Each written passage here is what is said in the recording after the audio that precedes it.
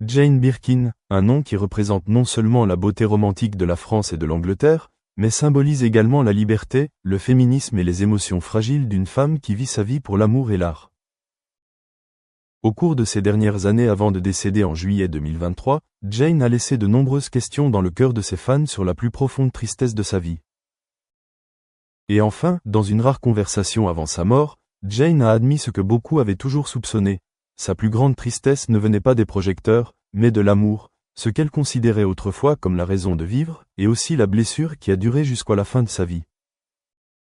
Elle a été brièvement mariée au talentueux compositeur John Barry de 1965 à 1968, avec qui elle a eu sa première fille, Kate Barry.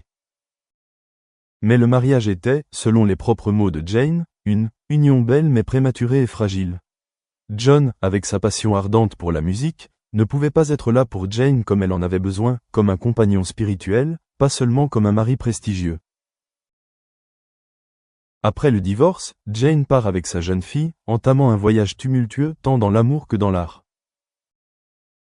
C'est son histoire d'amour avec Serge Gainsbourg, un musicien talentueux et également un célèbre coureur de jupons, qui a laissé à Jane une obsession indélébile.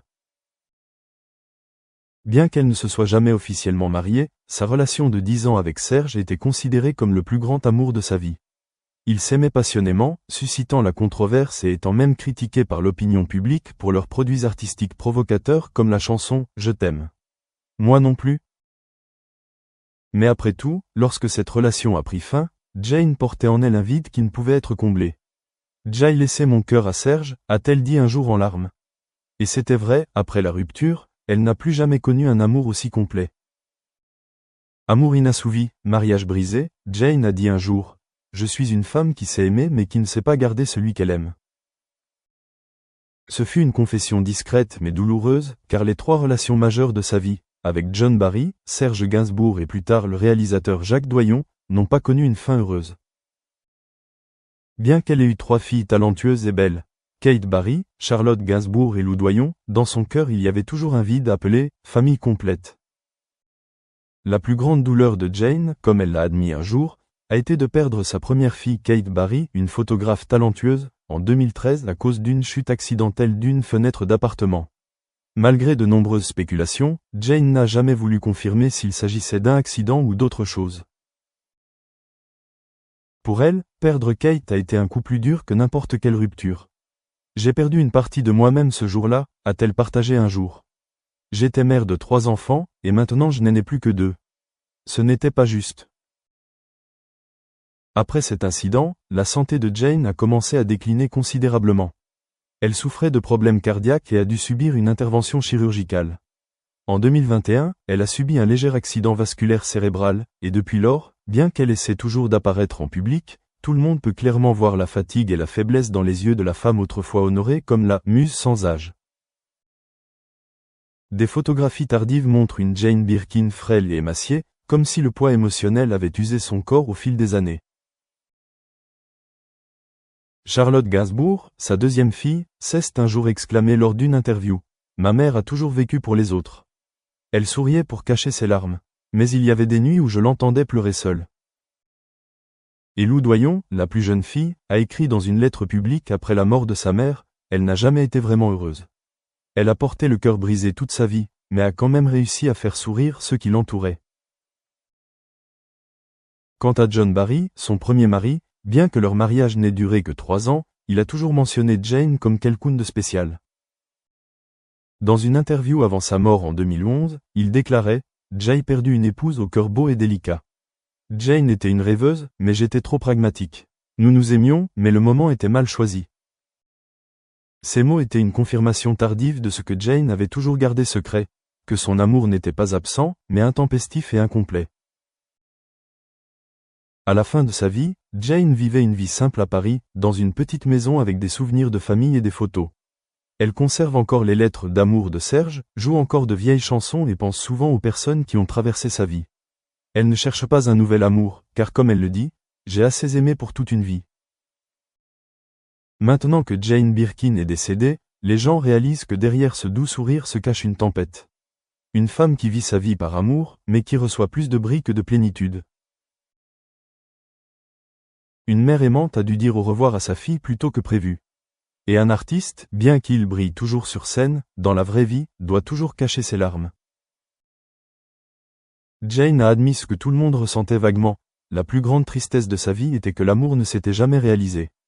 Mais c'est ce qui la rend plus proche et plus réelle pour nous tous, les gens qui ont aimé, blessé et regretté.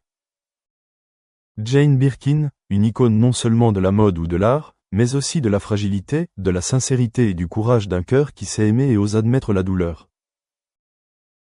Après le décès de Kate Barry, Jane s'est retirée des projecteurs pendant un certain temps. Cependant, au lieu de se laisser submerger par la tristesse, elle a trouvé un moyen de la transformer en inspiration. En quelques représentations de retour avec sa fille Charlotte, Jane a laissé derrière elle l'image d'une mère résiliente.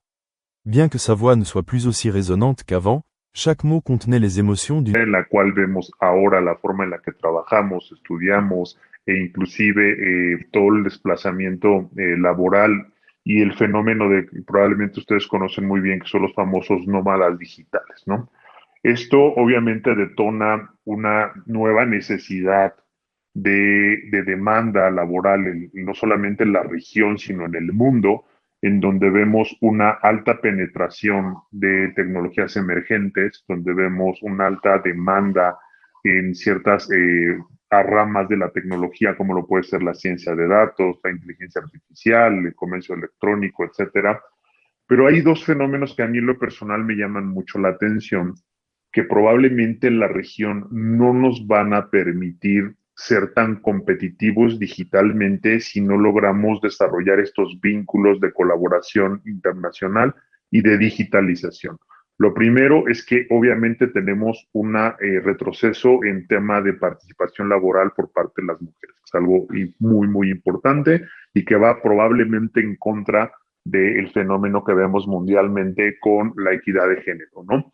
La segunda es la parte de la falta de oportunidad laboral que tienen nuestros egresados. Es decir, cuando los egresados de las universidades salen a buscar trabajo, pueden tardar hasta una década en colocarse profesionalmente en las áreas donde ellos estudiaron. Eso es algo muy grave.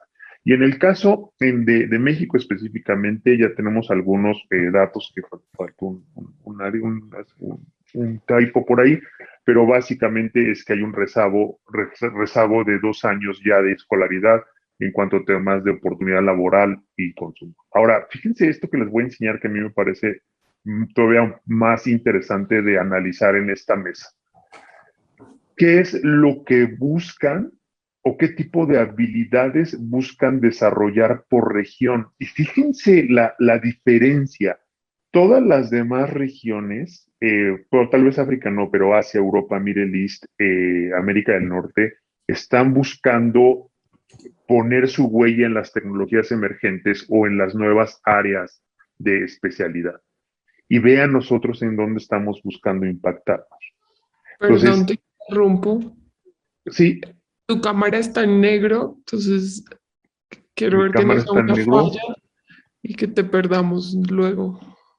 Ok, a ver, vamos, déjame ver si me puedo cambiar de cámara, denme un segundito. Y ahorita, creo que es espérenme tantito, un tema de Zoom, pero ahorita lo resolvemos. Digo, soy feo de nacimiento, entonces no se pierden de mucho, este, pero no se preocupen.